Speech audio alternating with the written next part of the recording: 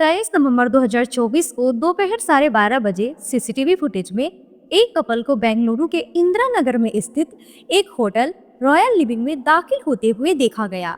Footage में लड़की मुस्कुराती हुई नजर आ रही थी और लड़का उसे रिसेप्शन में रखे एक सोफे पे बैठने के लिए कहता है। इसके बाद वे रिसेप्शन काउंटर पे जाकर रूम बुकिंग के लिए ऑनलाइन पेमेंट करता है।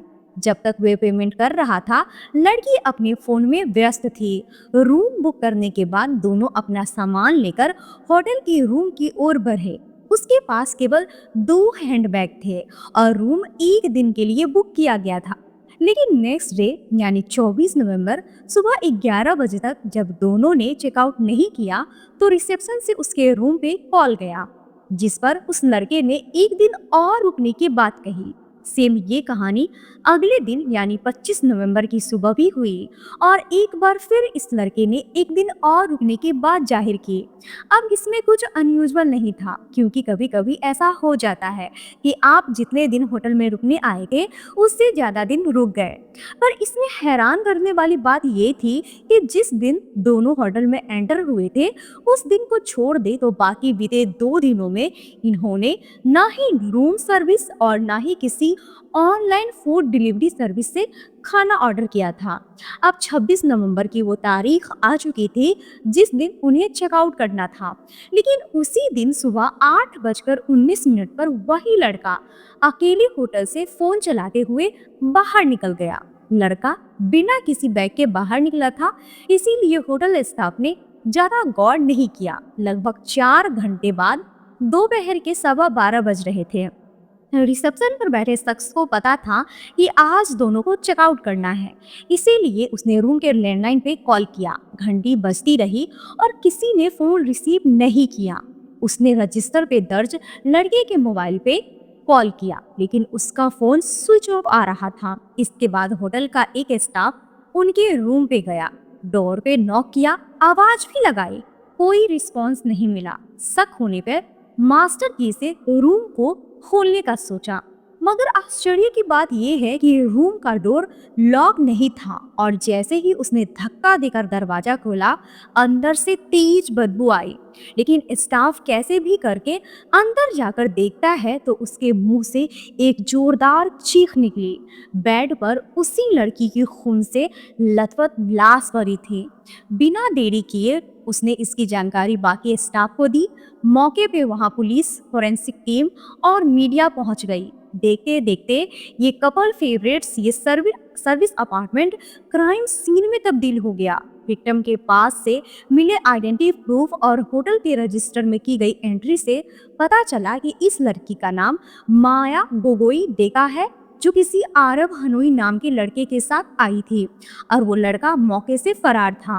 पुलिस ने जहां एक तरफ बॉडी को पोस्टमार्टम के लिए भेजा, वहीं दूसरी ओर बिल्डिंग और आसपास के इलाके में लगे सीसीटीवी फुटेज को खंगालना शुरू किया। यही वो सीसीटीवी फुटेज है जिसमें माया गोगोई नाम की ये लड़की आखिरी बार जिंदा देखी गई। उसे बिल्कुल भी अंदाजा नहीं था कि जिस होटल में वो खुशी खुशी वक्त बिताने आई है वहां से अब वो कभी जिंदा वापस जा ही नहीं पाएगी।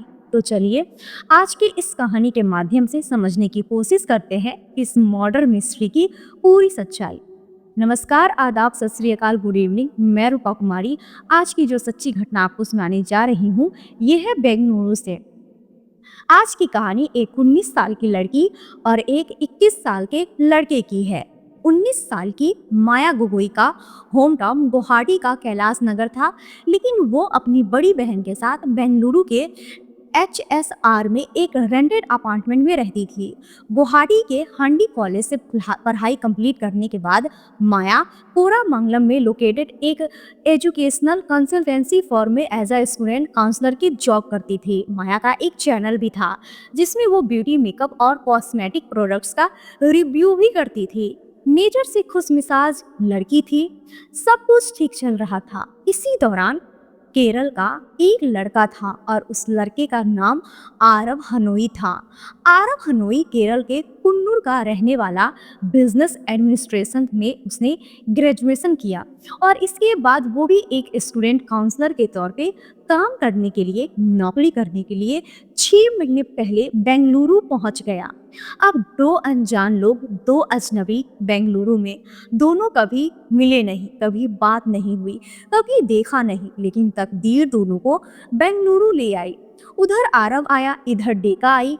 अब डेका सोशल मीडिया पे काफी एक्टिव थी, तो उसी सोशल मीडिया के जरिए डेका और आरव की जान पहचान होती है। पता चलता है कि दोनों बेंगलुरु में हैं, फिर बातचीत होती है, फिर दोनों फिजिकली मिलते हैं। उसके बाद दोस्ती गहरी होती जाती है और फिर दोनों में प्यार हो जाता है। सब कुछ ठीक चल रहा था। लगभग 6 महीने इनके रिश्ते को बीत गए। 23 नवंबर की बात है।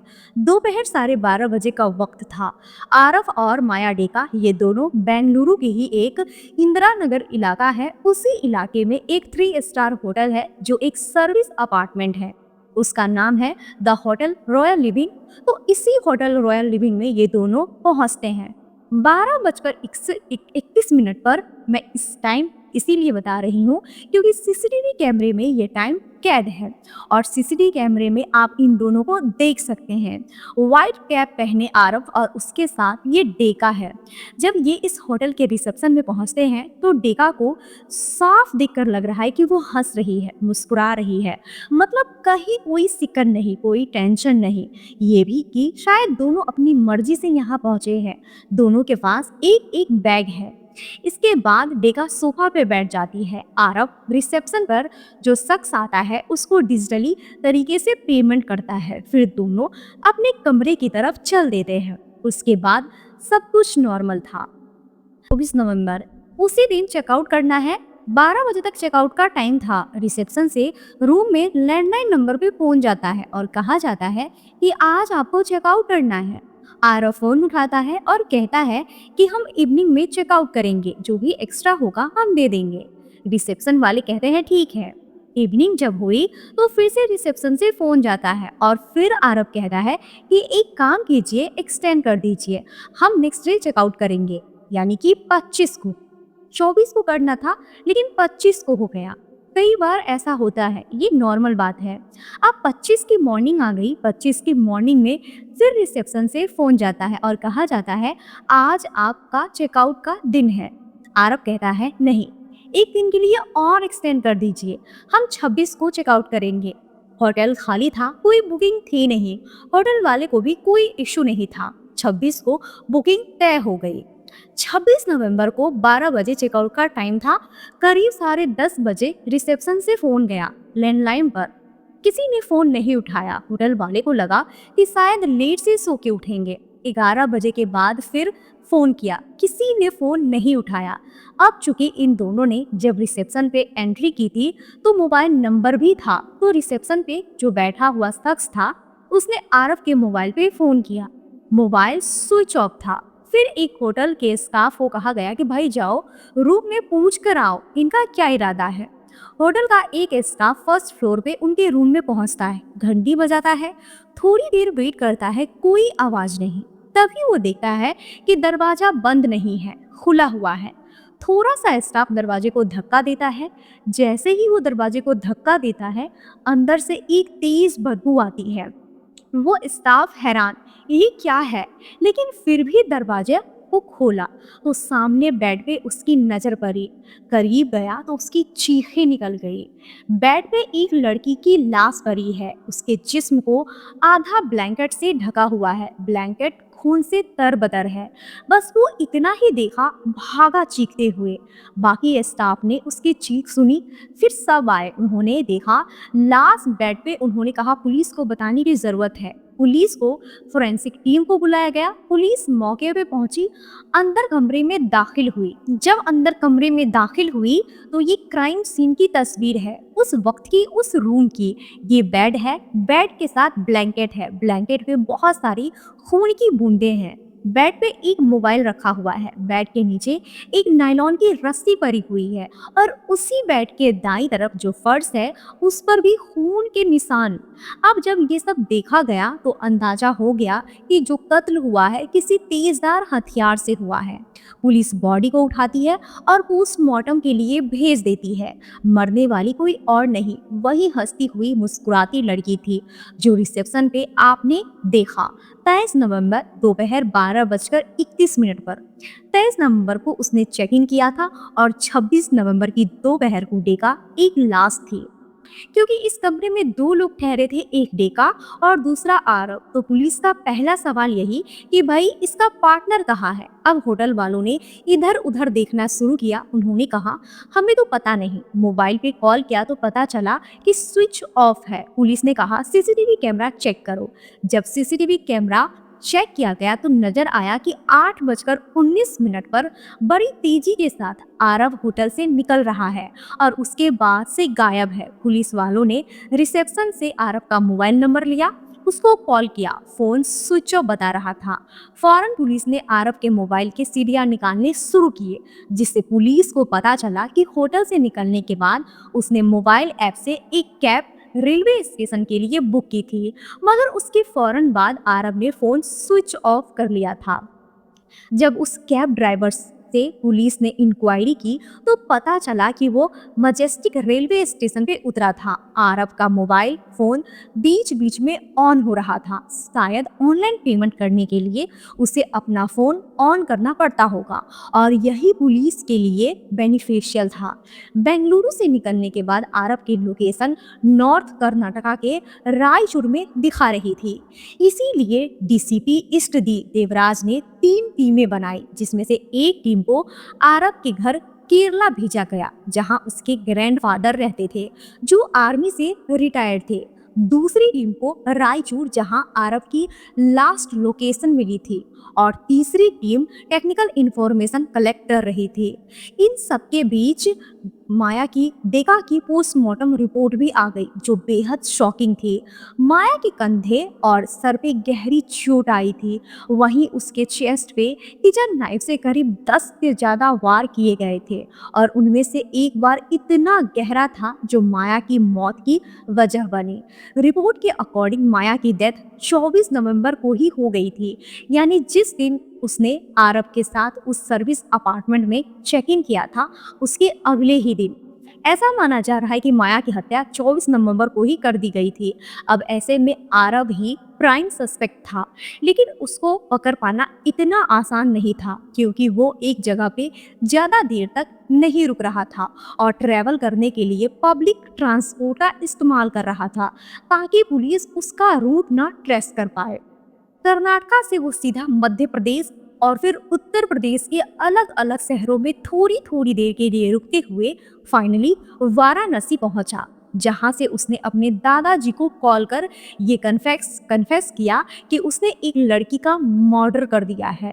केरला में रह रहे आरव के दादाजी के पास बेंगलुरु पुलिस की एक टीम पहले ही पहुंच चुकी थी। आरव के दादाजी ने उसे प्यार से समझाया कि ऐसे भागने से कोई फायदा नहीं होगा और आखिर कब तक वो यूं ही छुपता फिरेगा, इसीलिए बेहतर होगा कि वो कर्नाटका आकर सरेंडर कर दे। आरव के पास अब ज्यादा पैसे नहीं बचे थे, साथ ही वो मात्र एक 21 साल का लड़का था, न कोई पेशेवर मुजरिम। इसीलिए अपने दादाजी की बात मानते हुए वो वापस कर्नाटका आ गया और फाइनली 19 नवंबर की सुबह 4 बजे बेंगलुरु पुलिस ने देवनाहल्ली से आरव को अरेस्ट कर लिया। आरव का अरेस्ट करने के बाद पुलिस ने जब उससे पूछताछ की तो उसने ये फौरन एक्सेप्ट कर लिया कि माया का मर्डर उसी ने किया है। लेकिन जब पुलिस ने इसके पीछे का मोटिव पूछा तो उसने ये कहकर बात से साफ मना कर दिया कि ये उसका पर्सनल मैटर है। बता दूं कि आरव को माया का फ्रेंड सर्कल और उस फ्रेंड सर्कल में उसके मेल फ्रेंड्स, जिसके चलते उसके मन में सिर्फ और सिर्फ इनसिक्योरिटी ही बढ़ रही थी और इसी वजह से शुरू हुई रोक टोक अक्सर लड़ाई झगड़े में बदल जाती है। आरव माया को खोना भी नहीं चाहता था, इसीलिए उसने माया से लिविंग में साथ रहने की बात कही। माया वैसे भी अपनी बड़ी बहन के साथ रह रही थी और ऐसे में वो अपनी बहन को छोड़ आरव के साथ नहीं शिफ्ट होना चाहती थी। लेकिन आरव को इसके पीछे कुछ और ही वजह लगी। उसने पुलिस को ये भी बताया कि उसे माया पे शक था कि वो किसी और लड़के से बात करती है और डर था कि कहीं वो उसे छोड़कर न चली जाए। ऊपर से लिविंग में रहने से मना कर देने वाली बात उसे और डिस्टर्ब कर गई। इसी के बाद उसने माया से रिक्वेस्ट की कि कम से कम वो एक दिन के लिए तो उसके साथ रह सकती है। अनफॉर्चुनेटली माया ने उसकी इस जिद को एक्सेप्ट कर लिया और एक दिन के लिए उसके साथ होटल में वक्त बिताने को राजी हो गई। यहाँ तक माया ने अपनी बड़ी बहन से भी झूठ बोला कि ऑफिस पार्टी के चलते वो रात को घर नहीं आ पाएगी। माया का यही फैसला उसके लिए काल बन गया। 23 नवंबर को चेक इन करते वक्त आरव और माया के बीच सब कुछ नॉर्मल था, लेकिन जब आरव रूम बुकिंग के लिए फॉर्मेलिटीज और पेमेंट कर रहा था तब माया पीछे सोफे पे बैठी अपने फोन में बिजी थी। आरव ने पुलिस को बताया कि उस दिन भी वो किसी से मोबाइल में चैटिंग कर रही थी और यही उन दोनों के बीच झगड़े की शुरुआत बनी, क्योंकि उसने ना सिर्फ माया पे सवाल उठाए बल्कि फोन को कम यूज करने की एडवाइस भी दी और इसी बात से दोनों में बहस शुरू हो गई। शब्दों की लड़ाई हाथापाई में बदल गई। आरव वैसे भी माया पे शक करता था और अब उसके टोकने पे माया का ये रिएक्शन देख उसे अपने शक पे यकीन हो गया। दिल में उबाल मारता ये गुस्सा और उम्र का ये पड़ाव आरव के दिमाग में जहर घोलने लगा और 23 नवंबर की शाम को ही उसने ऑनलाइन डिलीवरी ऐप से एक किचन नाइफ और नायलॉन की रस्सी ऑर्डर करी और फिर उसी नायलॉन की रस्सी से पहले माया का गला घोटा और फिर किचन नाइफ से कई बार बार कर उसे मौत के घाट उतार दिया। पोस्टमार्टम रिपोर्ट में माया के सर और शोल्डर पर आई गहरी चोट का भी जिक्र है। आज की कहानी यहीं पे ख़त्म करते हैं। तो दोस्तों, आपको ये पूरा घटनाक्रम सुनाने का उद्देश्य आपका दिल दुखाना नहीं है, आपको परेशान करना नहीं है, बल्कि आपको जागरूक करना है, आपको सचेत करना है। इस क्राइम पे आपकी क्या राय है कमेंट कर ज़रूर बताएं। साथ ही वीडियो अच्छी लगी हो तो शेयर करें। मिलते हैं कल ऐसी ही सच्ची घटनाओं पर आधारित कहानी के साथ। तब तक के लिए राधे राधे, जय श्री कृष्ण।